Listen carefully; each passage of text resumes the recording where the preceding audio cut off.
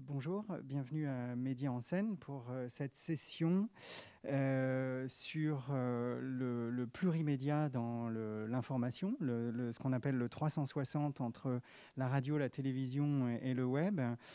Je suis Nicolas Madeleine du journal Les Échos, je suis journaliste média et j'ai avec moi deux professionnels aguerris de l'information.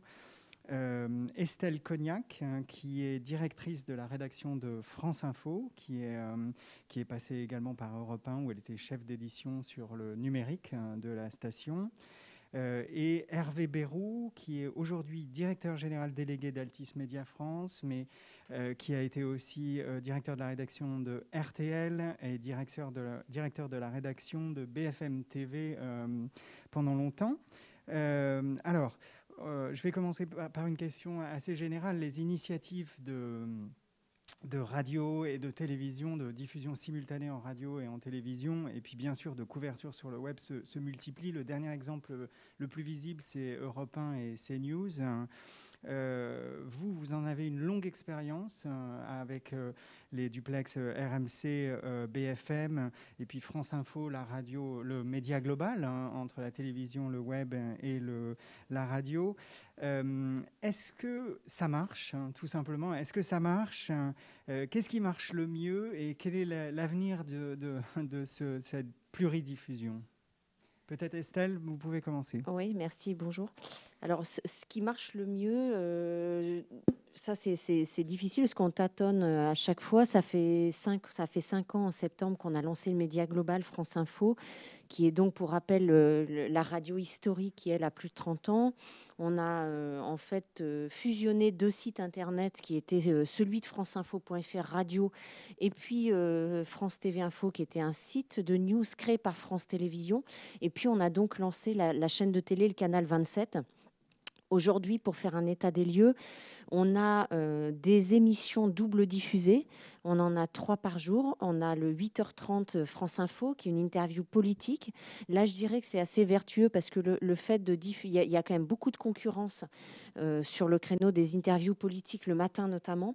Et le fait de diffuser en radio et en télé, c'est une force parce que ça permet d'attirer à nous des hommes politiques ou des intervenants de manière plus facile, où on nous demande souvent est-ce que ça passe à la télé, est-ce que ça passe qu'à la radio.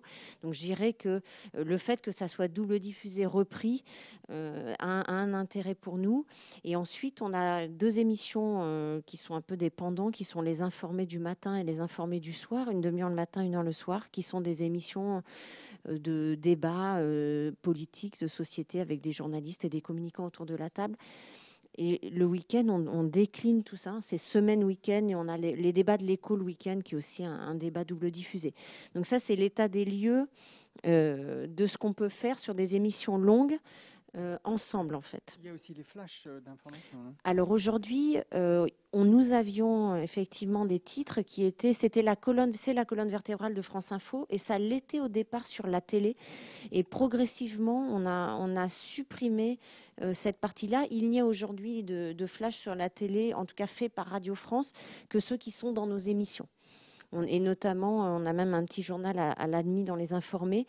Mais effectivement, en fait, je pense qu'il y avait une certaine redondance. Moi, ça a été mon point de vue entre ce flash et le bandeau de la chaîne de télé. Sur une radio, c'est normal d'avoir ces flashs toutes les 10 minutes. C'est le réflexe France Info. On sait que nous, on vient nous écouter une période assez courte à chaque fois.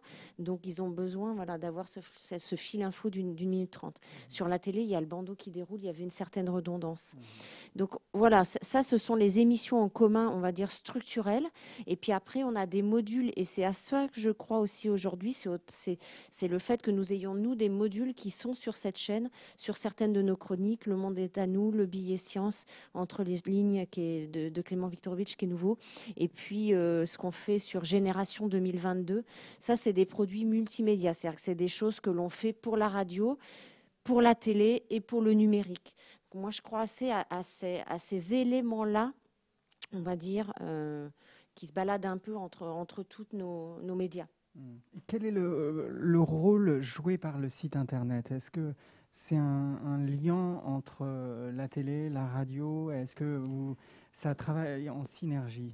Alors, je pense que c'est d'ailleurs ce qui a permis la mise en place du média global. C'est le travail autour du site internet, à travers nos équipes numériques et puis une structure qu'on a de particulière à France Info, qui est une agence de vérification des infos. Quand on a fait ce média global il y a 5 ans, on a fait une charte commune de valeurs.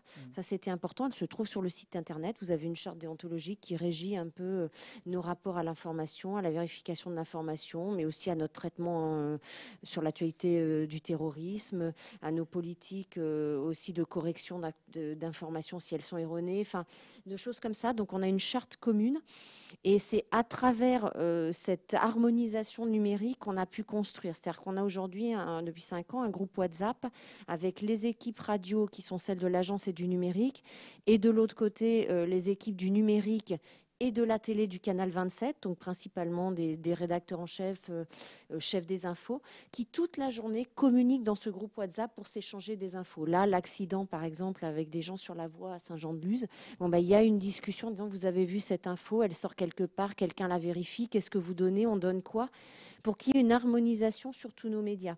Et c'est là que se discute en fait je dirais l'harmonisation éditoriale pour qu'on donne la même chose sur nos médias. Parce que l'enjeu, il était là.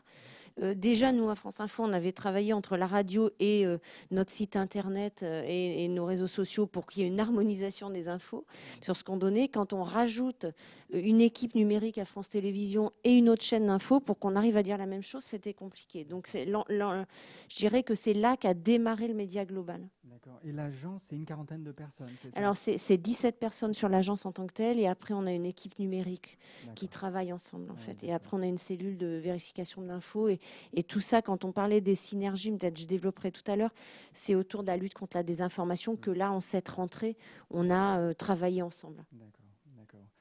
Hervé Berroux, est-ce que vous pouvez nous faire un retour sur votre expérience, vous, depuis que vous avez commencé?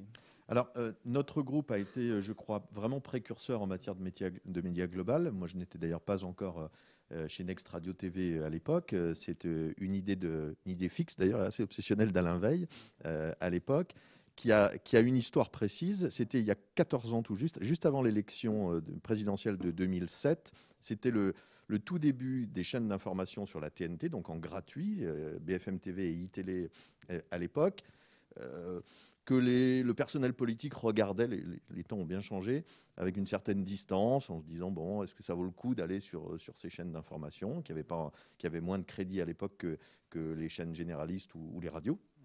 Et à l'époque, avant donc cette présidentielle de 2007, Alain Veil a eu l'idée de faire ce qui se fait aujourd'hui entre France Info Télé, France Info Radio, et ce qui se fait toujours dans notre groupe, c'est-à-dire de diffuser l'interview politique de Jean-Jacques Bourdin à 8h30 sur RMC, sur BFM TV, en se disant, ça va permettre à BFM TV de recevoir les candidats à la présidentielle, qui ne se bousculaient pas pour venir sur BFM TV à l'époque.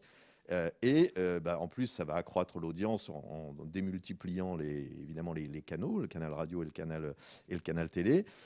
Et ça a fonctionné. C'était inédit à l'époque, et à l'époque, ça n'était pas sans crainte, parce que on se disait, est-ce qu'en fait, le fait de diffuser cette interview sur BFM TV, est-ce que ça ne va pas cannibaliser l'audience de RMC qui va y perdre. Donc c'était vraiment un essai grandeur nature, et en fait ça a très bien fonctionné puisque assez rapidement, d'une part, comme le disait Estelle, le personnel politique est venu plus facilement en se disant tiens, il y a un débouché radio et il y a un débouché télévision, et ça n'a pas cannibalisé du tout l'audience, au contraire ça l'a accru. Et très vite, cette interview politique de Jean-Jacques Bourdin est devenue le moment le plus écouté de RMC et le moment le plus écouté de BFM TV. Donc ça a profité aux deux médias. Évidemment, c'était une expérience réussie, donc elle a été prolongée. C'est même devenu une forme de religion dans notre groupe. Les exemples sont multiples dans notre groupe. BFM Business, par exemple, notre chaîne économique, est à la fois une radio et une télé, à 100%. Voilà. Et puis, quand nous avons créé les chaînes de télévision RMC Découverte et RMC Story, nous avons décliné des programmes d'information radio de RMC et de BFM Business sur ces chaînes, ce qui fait qu'aujourd'hui, sur RMC Story, le canal 23, on a de l'information de RMC de 6h à 15h, avec la matinale d'Apolline de Malherbe, les grandes gueules, puis l'émission d'Estelle Denis entre 12h et 15h. Donc c'est du RMC télé de 6h à 15h. Et puis sur RMC Découverte, là sur le canal 24, on diffuse la matinale radio de BFM Business entre 6h et 9h. Donc, on a multiplié ce genre d'expérience. Pour l'instant, on s'en est toujours félicité. Encore récemment, on a décidé de diffuser la matinale week-end de BFM TV sur RMC entre 6h et 9h. Ça, c'est depuis il y a 9 mois maintenant. Et puis, bon, évidemment, aujourd'hui, on est en plein dans l'actualité, puisque nous lançons en radio, avec la nouvelle technologie, le DAB+, la version radio de BFM TV, sur le DAB+, qui s'appelle tout simplement BFM Radio, en faisant les choses simplement. Mais donc, c'est la pure déclinaison pour l'instant. On ajustera en fonction de ce qu'on va ressentir à l'écoute. Mais à ce jour, depuis ce matin, c'est la pure déclinaison de BFM TV en radio. Donc voilà, nous, on n'a jamais arrêté de développer ce média global. D'accord. Et Alain Veil est un très fin observateur de ce qui se passe à l'étranger, notamment aux États-Unis. Est-ce que c'était pratiqué ailleurs qu'en France déjà, ou c'est une particularité française? En l'occurrence, je ne crois pas, parce qu'en effet, Alain m'a souvent parlé de ce qu'il a voulu décliner, ne serait-ce d'ailleurs que le concept global de BFM TV. Quand je l'ai rencontré, moi, quand il m'a recruté, que j'étais à RTL, il m'a dit « je veux faire de BFM TV le CNN à la française ». Donc, il avait vraiment cette référence internationale. En revanche, pour l'interview radio-télé, je ne pense pas qu'il y ait d'exemple à l'étranger. C'est vraiment une idée qu'il a eue, lui, avec ces deux marques dans le groupe RMC et BFM, de pouvoir là, en fait, les faire travailler ensemble. D'accord.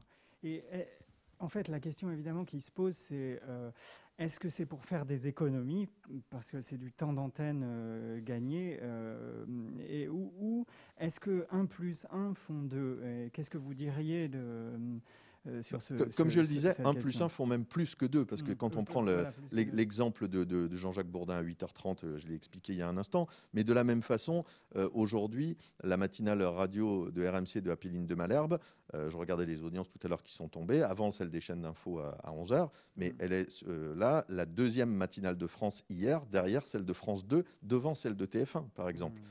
Donc ça marche, voilà. Et on peut décliner ça, évidemment. C'est pareil, les grandes gueules se sont imposées à la télévision, où elles sont maintenant dans le top 5 des audiences entre 9h et 12h, ce qui ne les empêche pas de rester une émission de radio très, très appréciée. Donc, l'idée première, c'est celle de la puissance, c'est celle de décliner un programme de façon différente. Il ne s'agit pas de faire de la radio filmée, hein. Ce n'est pas de mettre des caméras dans un studio radio. En tout cas, nous, on ne fonctionne pas comme ça. On a les émissions de RMC qui sont diffusées en télévision, elles sont diffusées dans un studio télé. Ce sont de véritables émissions télévision avec une production télé. Voilà. Mais ensuite, évidemment, ça permet d'amortir les coûts, évidemment.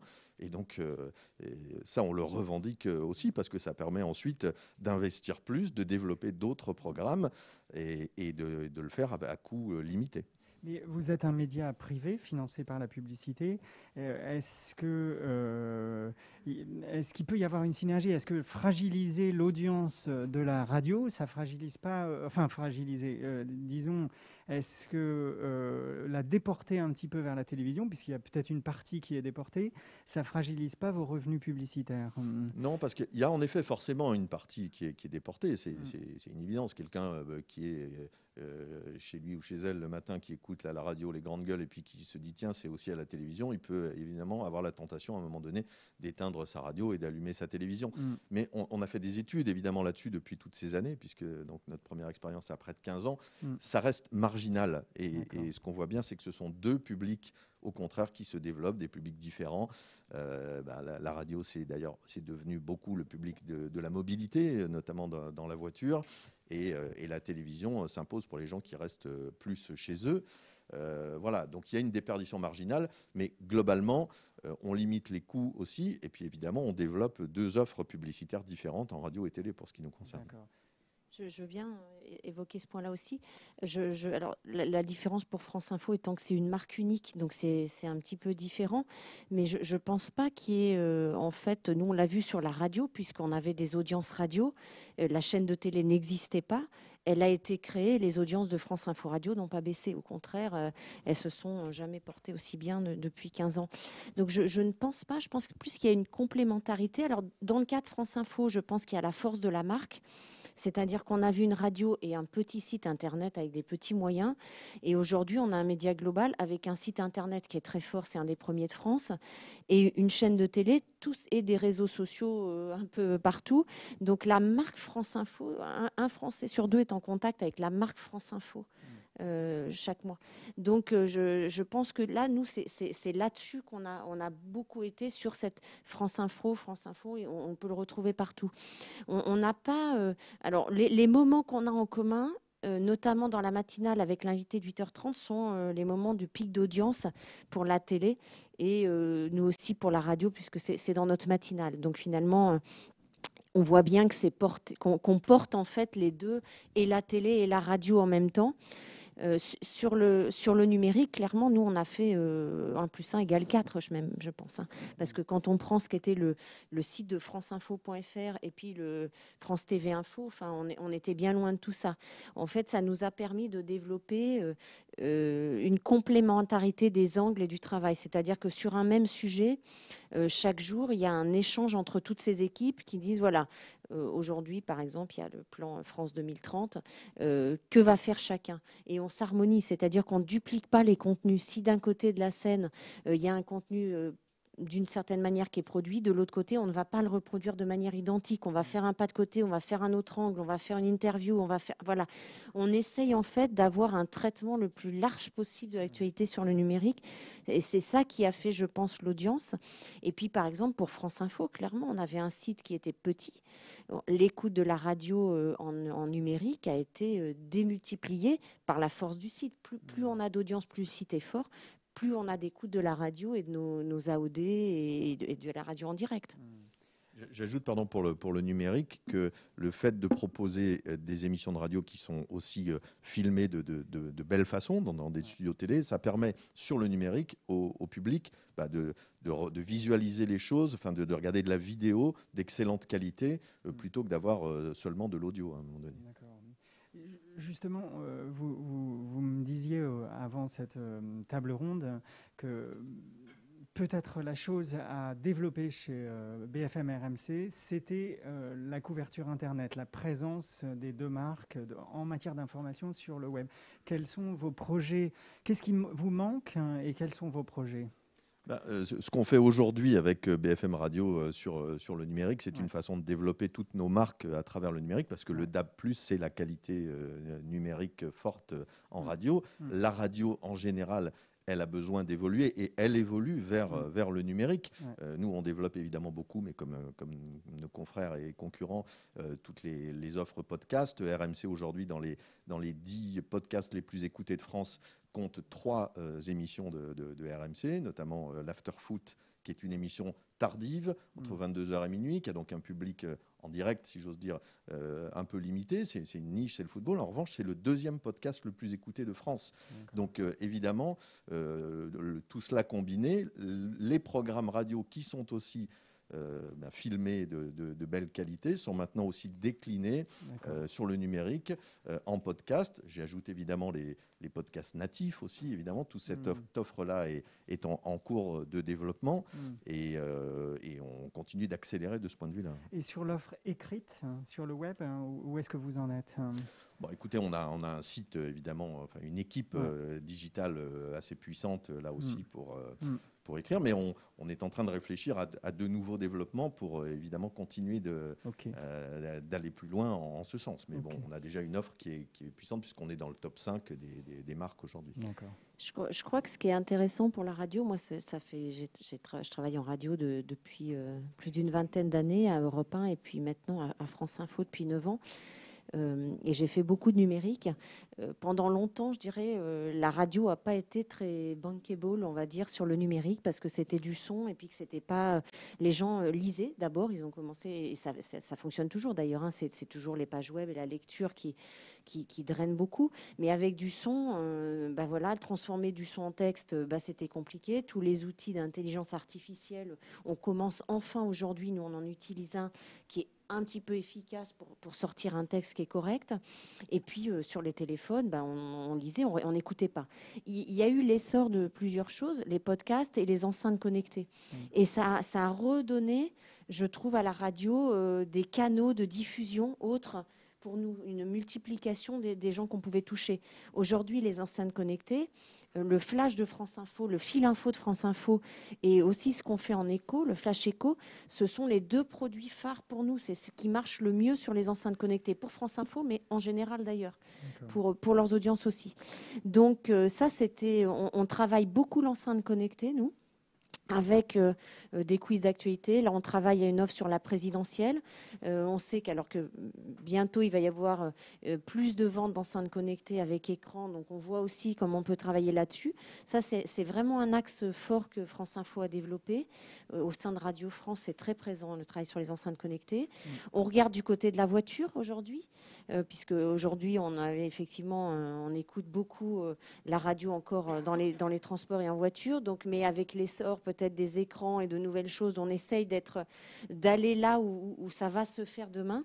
Et puis sur les podcasts, on a une offre France Info, mais que pour une chaîne d'infos en continu est un peu plus compliqué. Donc on est sur des podcasts de flux. Nous, avec des choses autour de la présidentielle, de la communication politique, de la lutte contre la désinformation.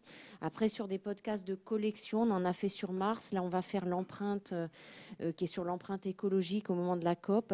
Voilà, mais on essaye de faire des choses qui sont dans l'ADN de France Info. Ce qui est important, c'est que l'info 360, ça ne soit pas seulement de la radio qui devient de la radio filmée, donc de la télévision. Il faut que ça marche dans tous les sens. Par exemple, à l'occasion de la présidentielle, là, nous développons via la marque BFM TV, donc une marque de télé, à la fois, elle devient une radio sur le DAB+, mais nous développons parallèlement des podcasts de BFM TV, donc du son uniquement, avec une série qui s'appelle Les Conquérants de l'Élysée, qui raconte comment les 8 présidents de la Ve République sont arrivés à l'Élysée, qui est faite par Alain Duhamel, qui a connu tous les présidents, avec Maxime Switek. Et puis parallèlement, nous développons avec Philippe Corbet, le chef du service politique de BFM TV, un podcast qui va rythmer toute la campagne, qui s'appelle Le Service Politique, et qui raconte chaque événement, les coulisses de chaque événement de la campagne. On en est déjà à l'épisode 7 qui date d'hier soir, comment Xavier Bertrand a changé d'avis par rapport au congrès des Républicains. Voilà. Donc la télé, BFM TV, produit aussi des contenus sonores avec du podcast. Ça doit marcher dans tous les sens. D'accord. Avant de parler un petit peu des différences éditoriales entre les médias, je voulais vous poser une petite question sur l'actualité effectivement aujourd'hui de BFM, qui est que vous êtes sur le DAB+ national, qui démarre aujourd'hui officiellement. Est-ce que là, pour l'instant, en bimédia, vous êtes surtout RMC et BFM. Là, vous passez en BFM des 2 côtés. Est-ce que vous êtes en concurrence plus frontale avec le média global de France Info? Est-ce que c'est le but? Le but n'est pas d'aller concurrencer le service public, mais le but est de développer, encore une fois, c'est le thème de notre échange, de développer nos médias dans tous les secteurs. On a cette opportunité-là, avec la création et le développement du DAB+, d'installer notre marque phare BFM TV en radio. On a constaté, à travers l'interview de Jean-Jacques Bourdin, puis à travers notre matinale week-end, puis en écoutant simplement notre chaîne. Parfois, quand on travaille dans le bureau, on n'a pas l'œil rivé sur l'écran et on constate que en fait, BFM TV, dans l'oreille, ça fonctionne très bien. Donc, on a eu cette opportunité-là et c'est pour ça qu'on a candidaté. Ensuite, en effet, si on peut apporter, comme ça existe en télévision, une alternative d'infos en continu à celle du service public France Info, je pense que c'est bien. Il y a 4 chaînes d'infos à la télévision, il y en a une seule en radio. Donc, c'est bien qu'on puisse proposer un programme alternatif. Du coup, par contre, là, vous redoutez pas entre RMC et BFM un risque de déport d'auditeurs entre les deux? Parce que du coup, nous, on n'a pas sur France Info, on diffuse pas le canal 27, par exemple, sur le DAB ou nous, en télé. Est-ce que... Non, parce que pour nous, BFM TV et RMC ont des concepts très différents. RMC n'est pas une chaîne d'information en continu. RMC, c'est une matinale, mais ensuite, ce sont des émissions de talk et donc de débat jusqu'à 15h, et puis ensuite du sport de 15h à minuit. Donc, c'est vraiment un univers différent de celui de BFM TV. Donc, je crois qu'on est un peu plus sur le même univers que France Info. Okay. Alors, quels sont les principaux écueils éditoriaux si on veut faire passer un contenu d'un média à un autre éditoriaux, mais également publicitaires? Est-ce que les formats de la publicité télé fonctionnent sur la radio? Comment les adapter? Est-ce qu'il faut faire absolument des décrochages? Comment... Alors oui, il faut adapter les choses. D'abord, éditorialement, je le disais, globalement, BFM TV en radio, ça fonctionne bien. Mais il y a quand même quelques moments qui fonctionneront moins bien. Nos documentaires, par exemple, hier soir, on a diffusé un documentaire de 52 minutes sur la guerre de la drogue à Marseille. En le regardant hier soir, je vois bien qu'il y avait beaucoup de visuels, évidemment, dans ce documentaire, dans ce reportage. Donc ça fonctionne moins bien, le reportage à la radio que le débat, que le talk. Donc ça, il faudra sans doute qu'on invente des programmes spécifiques pour ces moments-là. De la même façon, une cérémonie comme, je sais pas, les obsèques de la reine d'Angleterre ou une cérémonie aux Invalides, c'est plus compliqué parce qu'on est là aussi dans des minutes de silence, dans un univers qui est différent. Mais globalement, quand même, c'est à la marge. Voilà. Et puis pour ce qui est de la publicité, là, oui, il faut développer une offre parallèle et complémentaire pour la radio, parce qu'il y a des écueils pour tous les annonceurs télé ne veulent pas se retrouver en radio. Il y a la question des mentions légales. Enfin, je ne vais pas entrer dans les détails. Et puis de toute façon, pour nous, puisque nous développons cette radio qui s'appelle BFM Radio, nous allons évidemment développer aussi une offre publicitaire. D'accord. Est-ce qu'il y a des questions dans la salle? Oui, monsieur. Bonjour. Bonjour, je suis un fidèle spectateur de BFM Business. Bravo, j'apprécie beaucoup. Et je voulais en fait que vous nous développiez un petit peu la plateforme de replay. Vous ne l'avez pas abordé ce matin, que vraiment je trouve ça très intéressant, bien fait à tout niveau, au niveau ergonomique, l'accessibilité et la fiabilité. Donc en effet, BFM Business, je le disais tout à l'heure, c'est là à 100% une radio, une télé et du digital, parce qu'avec des offres, évidemment, on peut écouter BFM Business évidemment en direct, et puis il y a des offres podcast, et replay. En effet, on a lancé ce qui finalement résume aussi ce qu'on s'est dit au printemps, notre plateforme de replay qui s'appelle RMC BFM Play, c'est-à-dire qui agrège nos deux marques. Et je suis content qu'elle vous plaise, mais en effet, on a de bons retours et de plus en plus d'abonnements chaque jour. D'accord. Est-ce qu'il y a une autre question? J'ai une dernière petite question rapide, alors, s'il n'y a pas de questions. Est-ce que le plurimédia n'est pas un signe aussi de la faiblesse du média radio? Est-ce que vous contestez cette faiblesse? Mais en tout cas, les dernières vagues médiamétrie l'indiquaient. Et moi, je pense que la radio, elle doit absolument évoluer. Évidemment, on ne va pas rester, on n'est plus d'ailleurs déjà, ni à l'époque de la radio avec les 4 radios périphériques et en grandes ondes. Évidemment, depuis, il y a eu l'évolution de la FM, le développement de centaines et de milliers de radios sur le territoire. Donc la radio, elle est en mouvement permanent. Aujourd'hui, la radio, elle évolue de différentes façons, avec le DAB+, vers le numérique. Elle évolue avec les podcasts des émissions, les podcasts natifs. L'écoute digitale de la radio est de plus en plus importante. Donc, la radio linéaire FM traditionnelle, on va dire, du sondage Médiamétrie 126 000, peut-être qu'elle est en effet en léger repli, clairement, depuis quelques années. Elle n'a pas été aidée par le Covid, évidemment, parce que la radio, c'est quand même d'abord la mobilité, le déplacement, ce n'était pas le point fort des 2 dernières années. Mais d'une manière générale, le son et la radio ont un avenir, pour moi, intact. Moi, je partage Estelle, tout à fait ce peut-être point de pour vue. conclure, Tout à fait, puisque moi j'ai souvent dit le contenu va continuer à exister. J'ai fait beaucoup de numérique, donc le contenu existe, les contenants évoluent. Alors effectivement, les usages changent et c'est à nous de nous habituer, d'aller toujours être. Je crois beaucoup en l'innovation, c'est-à-dire qu'il faut aller là où les gens trouver les nouvelles manières qu'ils ont d'écouter, ou de regarder. Mais en tout cas pour la radio, moi je crois que les marques qu'on représente sur la radio, elles vont continuer à exister, mais effectivement, peut-être qu'on ne les écoutera pas juste en tournant à un poste traditionnel. Donc, c'est à nous d'aller sur les smartphones, sur les enceintes connectées, dans les voitures, sur les podcasts, de délinéariser la radio. C'est juste la radio linéaire qui est effectivement, les usages changent, les jeunes font différemment, mais il ne faut pas rester effectivement bloqué là-dessus et aller s'ouvrir. Nous, on regarde aussi du côté de TikTok, regarder tout ce qui se fait sur les réseaux sociaux. Il ne faut pas aller partout non plus. Il y a des choses qui ne sont pas nous. Il faut faire attention aussi à ce qu'on fait, à ne pas abîmer nos marques. Mais voilà, il faut juste être créatif. Et en un mot, on peut conseiller d'ailleurs sur le numérique l'excellente application Radio Player qui regroupe toutes les radios françaises. Voilà, on peut aller regarder, mettre ses favoris. Enfin, on peut jouer sur cette application très facilement. Moi, j'écoute vraiment de plus en plus la radio de cette façon-là. Okay. Rendez-vous sur Radio Player. Alors, merci beaucoup pour cette participation à notre festival et à bientôt.